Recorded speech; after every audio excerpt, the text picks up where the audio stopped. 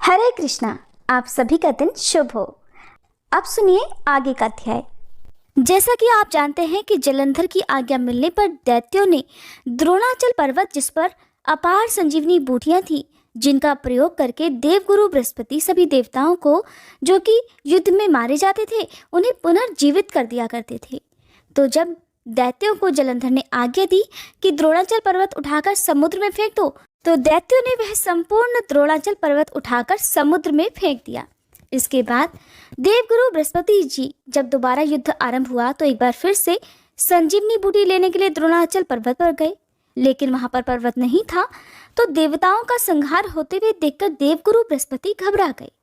व्याकुल होकर बृहस्पति देव ने देवताओं से कहा कि अब शीघ्र ही यहाँ से भागो, क्योंकि ये दैत्य जलंधर के अंश से उत्पन्न हुए हैं, इसलिए ये तुम्हारे मारे से अब नहीं मरेंगे।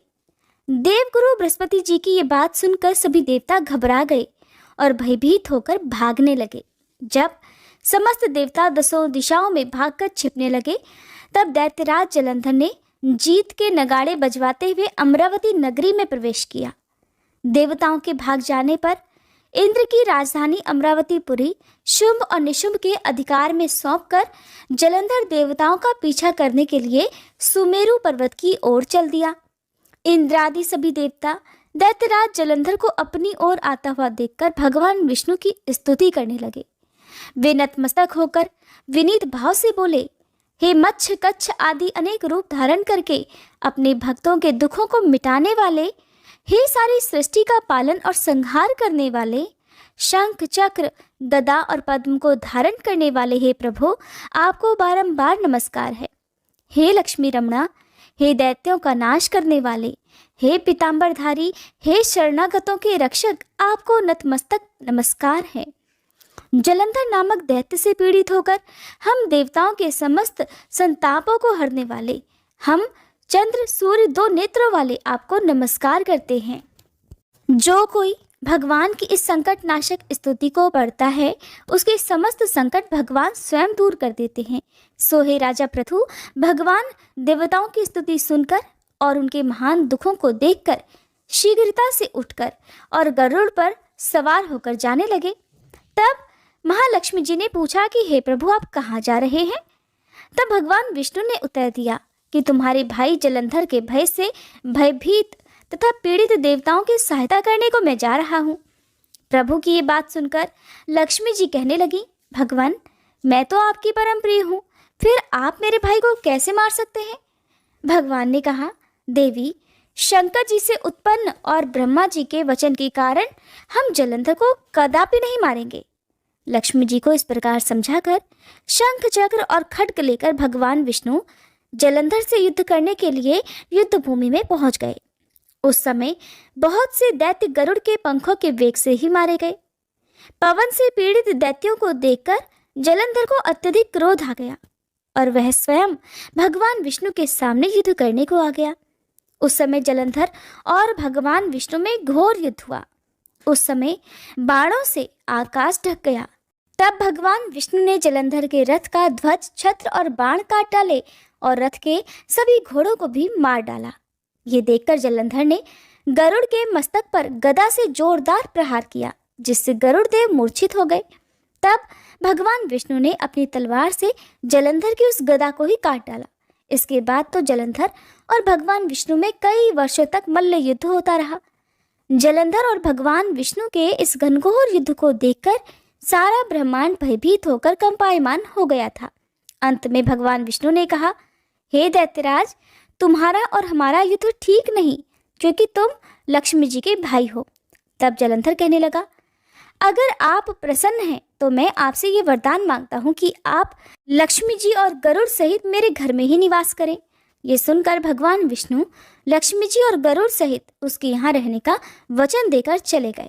तब समस्त देवी देवताओं के स्थान पर दैत्यों की नियुक्ति करके जलंधर अपनी राजधानी में निवास करने लगा और देवताओं, गंधर्वों और किन्नरों के पास जितने भी रत्न थे वे सब छीनकर उसने अपने अधिकार में कर लिए।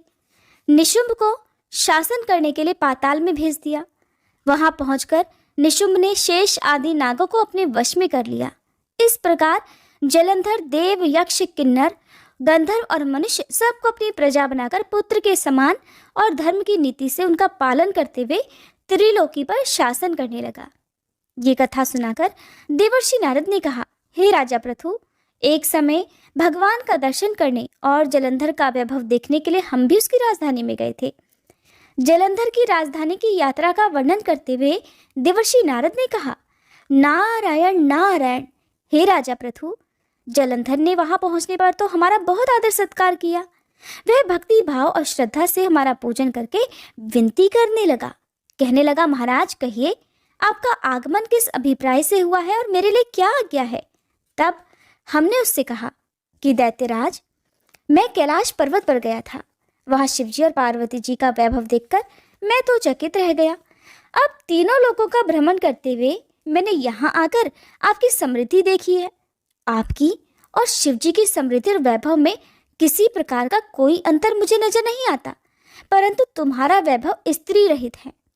कामदेव के शत्रु शरीर पर भस्म लेपन करने वाले वीतरागी शिवजी के पास स्त्री रत्न के रूप में देवी पार्वती जी हैं। यद्यपि तुम्हारे पास भी अनेक सुंदर स्त्रियां हैं, परंतु उनमें से एक भी ऐसी नहीं जिसकी तुलना पार्वती जी से की जा सके। इसलिए तुम्हारा सुंदर स्त्री से रहित ये अधूरा वैभव देखकर यही निश्चित हुआ कि शिवजी के समान सारे ब्रह्मांड में किसी का वैभव नहीं है। उनके पास पार्वती के रूप में ऐसी अनुपम स्त्री है जिसको देखकर ब्रह्मा जी ने अनेक अप्सराओं की रचना की, परंतु एक भी पार्वती जी के समान नहीं बन सकी।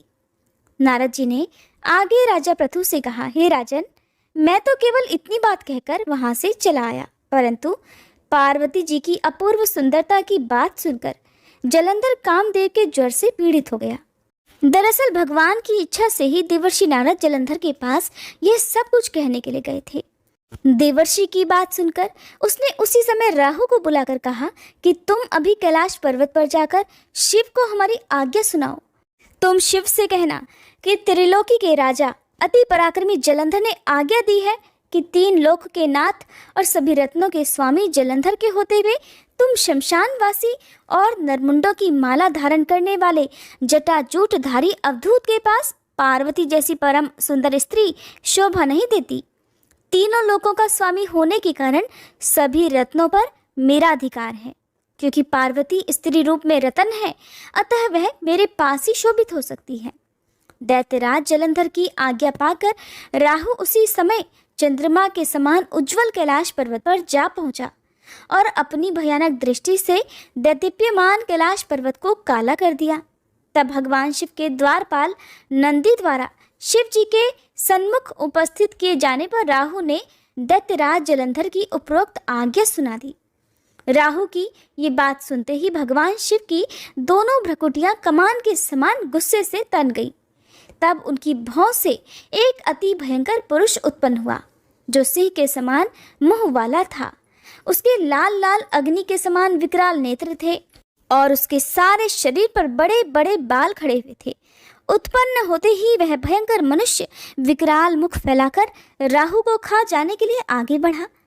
अब तो राहु भयभीत होकर कहने लगा, हे देवों के देव महादेव जी, एक तो मैं ब्राह्मण हूँ, दूसरा दूत के रूप में यहाँ पर उपस्थित हुआ हूँ, इसलिए अब आप कृपा करके मुझे तो मत मारिए।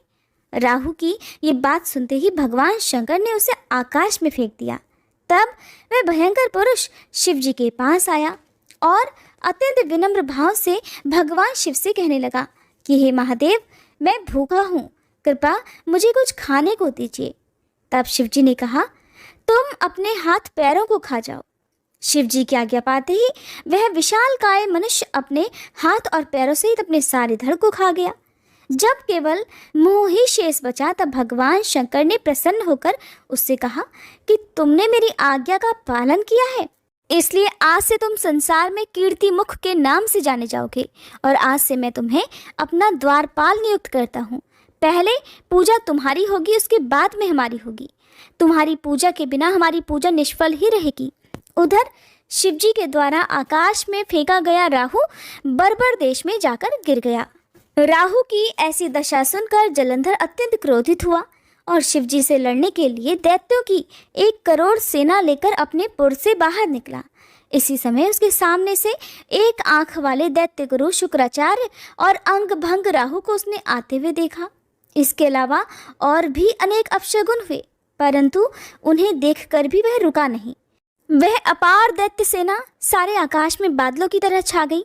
जब देवताओं ने दैत्यराज जलंधर को अपार सेना सहित कैलाश पर्वत पर चढ़ाई करते देखा तो चुपचाप इसकी सूचना शिवजी को दे दी।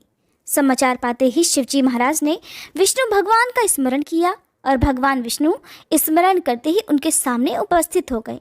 तब शिवजी ने भगवान विष्णु से कहा, हे नारायण, देवताओं को पीड़ा देने वाले इस महादैत्य को आपने क्यों नहीं मारा? इतना ही नहीं, आप स्वयं श्री लक्ष्मी सहित उसके घर में ही विराजमान हो गए। आखिर इसका क्या कारण है? तब भगवान विष्णु ने उत्तर दिया, हे महादेव, यह महादैत्य आपके अंश से उत्पन्न हुआ है और लक्ष्मी जी का भाई है, इस कारण हमने उसको नहीं मारा। अस्तु यह महादैत्य आपके ही हाथ से मारा जाएगा। भगवान विष्णु की ये बात सुनकर शिवजी कहने लगे, यह तेजस्वी दैत्य तो हमसे भी ऐसे नहीं मारा जा सकेगा, इसलिए इसको मारने के लिए आप अपना तेज देने की कृपा कीजिए। शिवजी के ऐसे वचन सुनकर श्री विष्णु भगवान सहित समस्त देवताओं ने अपना अपना तेज शिवजी को दे दिया। फिर शिवजी उस तेज को इकट्ठा करके ज्वालामाली सुदर्शन चक्र और एक वज्र बनाकर जलंधर से युद्ध करने के लिए तत्पर हुए। शिवजी के भूतगणों की सेना में समस्त देवतागण भी सम्मिलित हो गए। उधर जलंधर अपनी सेना सहित कैलाश के पास पहुंच गया और इधर कीर्तिमुख और नंदी आदि समस्त गण और देवताओं की सेना भी युद्ध के मैदान में आ डटी। देवताओं और जलंधर की सेना में ऐसा घोर संग्राम हुआ कि समस्त भूमंडल कंपायमान हो गया। युद्ध के मैदान में जितने दैत्य मरते, दैत्य गुरु शुक्राचार्य उन्हें अपनी संजीवनी विद्या से जीवित कर देते। यह दृश्य देखकर भूत आदि गणों ने शिवजी के समीप जाकर उनसे संपूर्ण वृतांत कह सुनाया।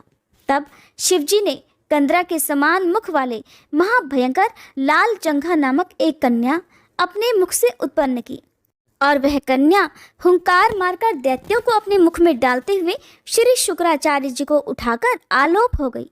तब शिवगण निर्भय होकर दैत्य सेना को बुरी तरह मारने लगे। गणों की इस मार से व्याकुल होकर दैत्य सेना भाग खड़ी हुई। दैत्य सेना को इस प्रकार भागते देखकर जलंधर के सेनापति शुंभ निशुंभ और काल नेमी ने आगे बढ़कर देव सेना पर प्रत्याक्रमण कर दिया। जब देव सेना दैत्यों की मार से विचलित हो उठी तब गणेश जी और शुंभ के बीच घनघोर संग्राम हुआ। दैत्यों को पराजित होते देख जलंधर स्वयं युद्ध क्षेत्र में आया। उसे देखकर वीरभद्र ने जलंधर पर अनेक प्रहार कर दिए। कीर्तिमुख का ही एक नाम वीरभद्र भी है। तब जलंधर ने क्रोधित होकर अपना परिघ उस पर दे मारा और उसके रथ की ध्वजा काट दी। फिर उसने देव सेना पर भयंकर बाण वर्षा करके उसमें भगदड़ मचा दी। अपनी सेना की यह दशा देखकर स्वयं भगवान शिव नंदी पर सवार होकर युद्ध के मैदान में आए और उन्होंने तब तीव्र बाणों की वर्षा आरंभ कर दी। शिवजी के प्रहारों से दैत्य सेना इस प्रकार भागने लगी जैसे कार्तिक मास के व्रत से पाप समूह भाग जाते हैं। उसी समय शिवजी ने अपने बाणों से खड्ग रोमा का सिर काटकर पृथ्वी पर गिरा दिया। इसके पश्चात जैसे ही जलंधर आगे बढ़ा, शिवजी ने उसके रथ के घोड़ों और सारथी को मार गिराया। तब जलंधर खड्ग हाथ में लेकर पैदल ही शिवजी की ओर दौड़ा। शिवजी ने उसी क्षण आगे बढ़कर एक मुक्का उसकी छाती में मारा, जिससे जलंधर अचेत हो गया। अब जब जलंधर ने देखा कि शिवजी तो अजय है, तो उसने गंधर्व माया रच डाली। गंधर्व और अप्सराएं युद्ध क्षेत्र में नृत्य और गायन करने लगी। शिवजी भी इस माया में फंसकर नाचने और गाने लगे। शिवजी को इस माया में फंसा हुआ देखकर जलंधर महादेव जी का रूप धारण करके देवी पार्वती के पास गया और उनका सुंदर रूप देखकर कामांध हो गया। पार्वती जी शिवजी को आया देखकर खड़ी हो गई, परंतु तुरंत ही इस राक्षसी माया को पहचानकर वहां से अंतर ध्यान हो गई। तब निराश जलंधर पुनः युद्ध क्षेत्र में आ गया। उधर जलंधर के चले जाने पर पार्वती जी ने जैसे ही भगवान विष्णु का स्मरण किया, वे तत्काल उपस्थित हो गए और उन्होंने जलंधर के शीघ्र मारे जाने का आश्वासन दिया। भगवान विष्णु अब विचार करने लगे कि जलंधर ने तो स्वयं ही अपनी मृत्यु का रास्ता बता दिया है। यह दुष्ट वृंदा के पतिव्रत धर्म के कारण मर ही नहीं रहा। इसलिए देवताओं और अपने भक्तों की रक्षा करने के लिए हमको ही वृंदा को धर्म से डिगाने का यह घोर पाप कर्म करना पड़ेगा, क्योंकि ऐसा किए बिना तो ये दुष्ट नहीं मरेगा।